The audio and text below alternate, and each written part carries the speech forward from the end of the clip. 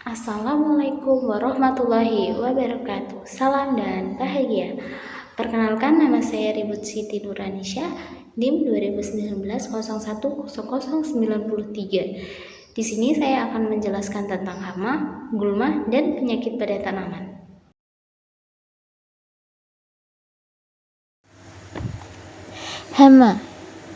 Hama adalah hewan yang merusak tanaman dari fase pertumbuhan, perkembangan, atau hasil dari tanaman karena aktivitas hidupnya, terutama untuk memperoleh makanan. Hama pertama adalah belalang kayu. Mempunyai klasifikasi Kingdom Animalia, Phylum Arthropoda, kelas Insecta, Ordo Orthopetra, famili Archididae, genus Phalaga, spesies Phagala nigricornis. Struktur tubuh belalang terdapat pada gambar berikut. Belalang kayu termasuk dalam serangga pemakan tumbuhan dan seringkali merusak tanaman. Adapun mulutnya bertipe penggigit dan pengunyah. Habitat belalang kayu. Kebanyakan ekosistem belalang lebih menyukai habitat terbuka yang kering dengan banyak rumput serta tanaman rendah. Belalang kayu ini lebih suka berada di semak-semak dan pepohonan dengan makanannya adalah dedaunan. Cara berkembang biak belalang kayu atau metamorfosis pada belalang terdapat 3 tahapan pertumbuhan, yaitu telur, nimfa, imago.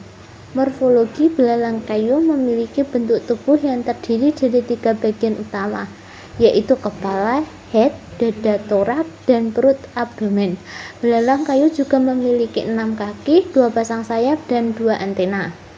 Kaki bagian belakang panjang yang digunakan untuk melompat dengan jauh dan tinggi, sedangkan kaki bagian depan yang pendek digunakan untuk berjalan. Belalang juga memiliki pendengaran yang tajam. Meskipun tidak memiliki telinga, alat pendengaran belalang ini hampir disebut dengan nama timpanum dan terletak di abdomen perut dekat dengan bagian sayap. Timpanum ini berbentuk sebuah disk bulat besar yang terdiri dari beberapa bagian prosesor dan memiliki syaraf utama untuk memantau getaran di udara. Belalang juga memiliki 5 mata, 2 compound, dan 3 ecili. Belalang kayu ini juga termasuk hewan serangga yang bernafas menggunakan trachea dan masuk ke dalam kelompok hewan berkerangka luas, exoskeleton. Belalang kayu dewasa betina memiliki ukuran lebih besar dibandingkan belalang jantan dewasa, yaitu berkisar 58-71 mm, sedangkan belalang jantan dewasa berkisaran antara 49-63 mm dengan berat tubuh rata-rata mencapai 2-3 gram. Gejala serangan belalang kayu yaitu menyerang daun muda dan daun tua dengan mulutnya menjadikan daun sobek-sobek dan berlubang-lubang besar. Nimfa dan imago F. nigricornis memakan daun. Kadang-kadang pada musim kering dapat menyebabkan kerusakan parah pada tumbuhan. Belalang kayu Phalaga nigricornis merupakan salah satu hama daun karena serangan ini mempunyai kisaran inang yang luas. Tubuh inang belalang kayu Phalaga nigricornis meliputi kapas, jati, kelapa, kopi, coklat, jarak, wijen, ketela, waru, kapuk, nangka, karet, jagung, dan pohon pisang.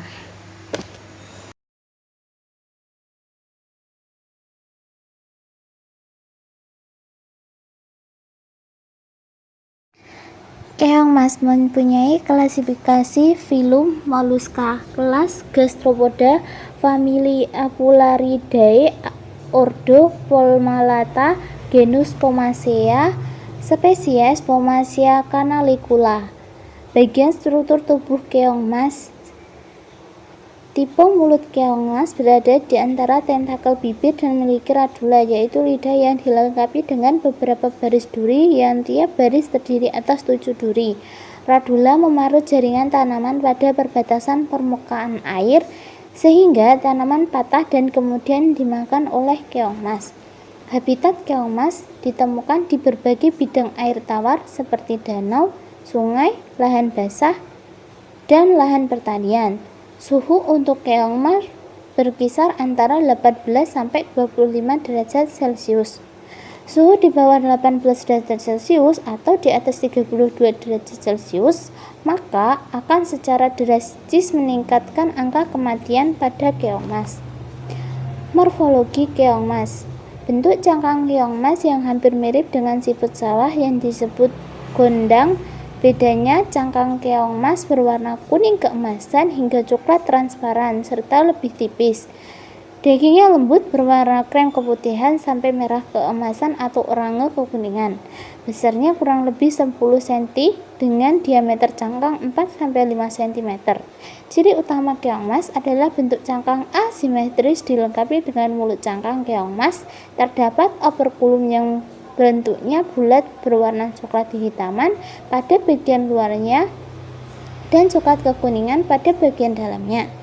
Pada bagian kepala terdapat 2 buah tentakel sepasang terletak di dekat dengan mata lebih panjang daripada dekat mulut. Kaki lebar berbentuk segitiga dan mengecil pada bagian belakangnya.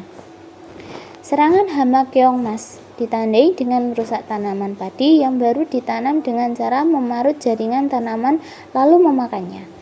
Serangan hama ini terlihat pada batang, tangkai, dan helai daun yang rusak akibat bekas gigitan dan pada batang muda terpotong-potong. Bahkan serangan berat dapat memakan seluruh tanaman padi. Selain padi, keong mas juga memakan berbagai tumbuhan seperti ganggang, eceng gondok, bunga teratai, dan tanaman sukulen lainnya. Siput atau bekicot. Klasifikasi bekicot. Kingdom Animalia, Phylum Mollusca, kelas Gastropoda, ordo Stromatopora, famili Acatinidae, genus Achatina, spesies Achatina fulica. Bagian struktur tubuh siput. Tipe mulut siput memiliki gigi-gigi halus disebut radula yang berukuran sangat kecil dan hanya bisa dilihat jelas di bawah mikroskop dengan pembesaran 50 kali. Radula berfungsi sebagai bagian tubuh untuk memakan daun.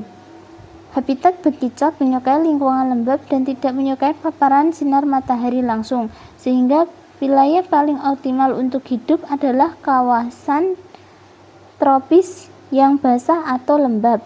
Suhu letak minimal yang disukai adalah sekitar 7,22 derajat Celcius dengan pH lingkungan antara 7-8. Dengan kondisi lingkungan yang optimal untuk menunjang kehidupannya, bekicot umumnya dapat dijumpai di kawasan hutan yang memiliki kondisi lebat. Satwa ini biasanya menempel di tanah, bebatuan, batang pohon, ataupun dedaunan. Selain kondisi lembab, beberapa area tersebut juga memudahkan bekicot untuk memperoleh makanan. Morfologi tubuh bekicot juga dapat dibagi menjadi 2 bagian, yaitu struktur cangkang dan tubuh yang lunak. Secara umum, berat badan bekicot berkisar antara 150-200 gram dan panjang tubuhnya mulai dari 90-130 mm. Cangkang bekicot umumnya berbentuk menyerupai tabung kerucut yang jika dilihat sekilas mirip seperti konde. Cangkang ini terdiri atas 3 bagian di mana pucuknya yang berbentuk kerucut adalah apek atau bagian paling tua dari cangkang, bagian sumbu kerucut atau columella, serta gelung paling besar adalah body whorl. Susunan cangkangnya terdiri dari 3 lapisan, yaitu lapisan periostracum yang merupakan bahan tandu atau konkiolin, lapisan primastik yang terdiri atas aragonit atau klasit, serta lapisan mutiara yang terdiri dari atas zat CaCO3 yang mengkilat dan jernih. Bekicot adalah binatang moluska atau bertubuh lunak dan tidak mempunyai tulang belakang. Bagian tubuhnya yang lunak terlindungi oleh cangkang dan pada waktu tertentu dapat bersembunyi di dalamnya.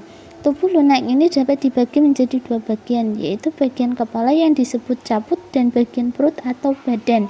Kepala bekicot terbagi dua, yakni tentakel dan mulut, di mana bagian tentakel terdiri atas dua bagian yang berukuran panjang berukuran pendek. Sementara bagian mulut meski tidak terlalu kelihatan namun dapat diraba untuk mengetahui secara jelas. Tanda serangan hama siput pada tanaman yaitu sering dijumpai pada tanaman yang masih muda. Siput biasanya menyerang pada malam hari dengan membuat lubang-lubang tidak beraturan pada daun. Serangan ditandai dengan adanya bekas lendir di sedikit mengkilat dan kotoran. Selain daun, siput juga dapat menyerang bunga, akar, dan tunas anakan. Tanaman yang terserang menjadi rusak, terkoyak, atau bisa mengakibatkan kematian pada tanaman.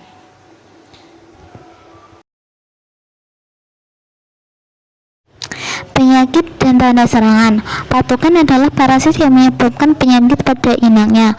Busuk pada tanaman hias Sansevieria yang diserang Anthranoxa coledotrichum.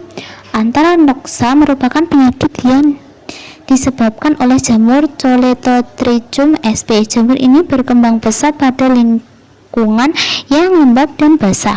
Penyakit Anthranoxa sering ditemukan menyerang pada tanaman cabai dan tomat. Akan tetapi penyakit Anthranoxa memiliki tanaman inang yang cukup beragam. Selain menyerang cabai dan tomat, penyakit Anthranoxa juga dapat menyerang tanaman paprika, buah naga, melon, timun, bawang merah, dan buncis, serta tanaman hias. Ada tanaman hias Sansevieria tanda bercak melingkar, cekung, berwarna coklat pusat muda pada sekeliling lingkarannya. Pada perkembangan tanaman hias, penyakit Anthranoxa dapat menyerang pada seluruh bagian tanaman seperti batang, tangkai, buah, dan daun. Infeksi pada batang gejala diawali berupa bercak-bercak kecil berwarna kehitam-hitaman dan sedikit melekuk. Serangan yang lebih lanjut mengakibatkan batang mengkerut, kering, membusuk, dan mati. Penyebaran jamur Coledotrichum capsaicii dibantu oleh air dan angin sehingga akan menyebar dengan cepat ke bagian tubuh tanaman hias lainnya yang belum terinfeksi.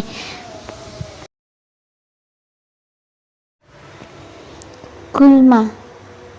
Gulma merupakan tumbuhan yang mengganggu atau merugikan tanaman utama milik petani. Gulma tidak hanya ditemui pada proses budidaya tanaman, tetapi juga di trotoar, lapangan parkiran, gedung, jalan raya, jalan kereta api, sekitar pekarangan rumah, dan tempat lainnya. Gulma pertama adalah bandutan.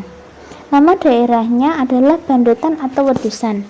Cara memperbanyak diri bandutan berkembang biak secara generatif dengan biji. Bandutan termasuk gulma golongan teki-tekian atau setges. Morfologi bandutan mempunyai akar tunggang atau disebut dikotil. Batang berbentuk bulat, tegak, mempunyai cabang dan berbulu di seluruh tubuh. Mempunyai daun berbentuk lebar dengan ujungnya yang lancip serta bergerigi. Kemudian bagian bunga bandutan berwarna putih, biru muda, dan keunguan. Mempunyai mahkota seperti lonceng dengan diameter 5-15 mm dan berkelompok, biasanya satu kelompok mencapai 30 buah bunga. Habitat bandutan biasanya ditemukan di sekitar pekarangan rumah, kebun sawah, dan tepi jalan. Tumbuhan ini dapat berkembang biak dengan baik di wilayah tropik dan subtropik.